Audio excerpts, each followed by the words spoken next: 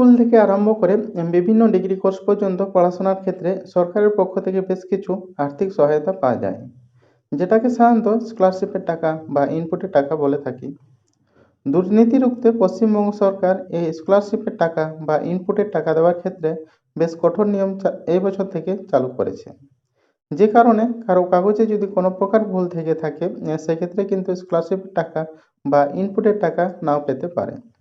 আজকের ভিডিওতে কী সব ভুলের কারণে স্কলারশিপের টাকা বা ইনপুটের টাকা পাবেন না, সেগুলো এক এক করে তুলে ধরা হলো। ম্যানুয়াল বা অফলাইন কাস্ট সার্টিফিকেট। পশ্চিমবঙ্গে 2015 সাল বা তারপর থেকে ডিজিটাল কাস্ট সার্টিফিকেট দেওয়া চালু হয়। বর্তমানে স্কলারশিপ বা ইনপুট আবেদনের জন্য ম্যানুয়াল সার্টিফিকেট নম্বর দিয়ে আবেদন করা যাচ্ছে না। অনলাইন আবেদনের জন্য ডিজিটাল নম্বর চাওয়া হচ্ছে। 2015 সাল বা তার আগের ম্যানুয়াল কাস্ট সার্টিফিকেটগুলোর পরিপ্রেক্ষিতে সাধারণত ডিজিটাল নম্বর করে দেওয়া হয়েছে সরকারের পক্ষ থেকেই। এই ডিজিটাল নম্বর পেতে হলে ম্যানুয়াল সার্টিফিকেট নম্বর দিয়ে অনলাইনে সার্চ করতে হবে। কীভাবে ডিজিটাল নম্বর বার করবেন অনলাইন থেকে যদি জানা না থাকে, তাহলে সেটা নিয়ে আমি ভিডিও বানিয়ে রেখেছি, সেখান থেকে দেখে নিতে পারেন। আর এই অনলাইনে অনেকেরই কিন্তু ভুলভাল এন্ট্রি হয়েছে।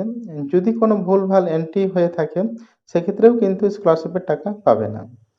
যদি অনলাইনে ভুলভাল দেখায়, তাহলে কিভাবে সংশোধন করবে তার ভিডিও বানিয়ে রেখেছি, দেখে নিতে পারেন। স্কলারশিপ বা ইনপুট আবেদনের সময় সাধারণত এই ডিজিটাল নম্বর দিয়ে আবেদন করতে হয়। কারো যদি ডিজিটাল নম্বর না হয়ে থাকে, তাহলে সে কিন্তু স্কলারশিপের টাকা পাবে না। ডিজিটাল কাস্ট সার্টিফিকেট থাকা সত্ত্বেও যদি ডিজিটাল কাস্ট সার্টিফিকেটে নিজের নামের বানান, বাবার নামের বানান অথবা ঠিকানা ভুল থাকে, সেক্ষেত্রেও কিন্তু স্কলারশিপের টাকা পাবে না। বর্তমানে যে নিয়ম স্কলারশিপের জন্য সরকার চালু করেছে, তাতে স্কুল সার্টিফিকেট, কাস্ট সার্টিফিকেট ও আধার কার্ডে একই রকম নিজের নাম এবং বাবার নাম থাকতে হবে। সব কাগজগুলোতে ইংরেজি যে নামের বানান হয়, সেটা যেন একই রকমের হয়। কোনো একটা অক্ষর যদি এদিক ওদিক হয়, সেক্ষেত্রে স্কলারশিপ বা ইনপুট আবেদন নাও করা যেতে পারে। তাই যদি স্কলারশিপ বা ইনপুট আবেদন করতে পারছেন না, তাহলে নিজের স্কুল সার্টিফিকেট, কাস্ট সার্টিফিকেট, আধার কার্ড ও ব্যাংক পাসবুকে নিজের নামের বানান এবং বাবার নামের বানান চেক করবেন। যদি কোথাও ভুল থাকে, তাহলে সঙ্গে সঙ্গে অফিসে যোগাযোগ করে সংশোধন করে নেবেন। আরেকটা কথা, কাস্ট সার্টিফিকেটের ইস্যু তারিখ নিয়ে অনেকেই সমস্যায় পড়েছেন।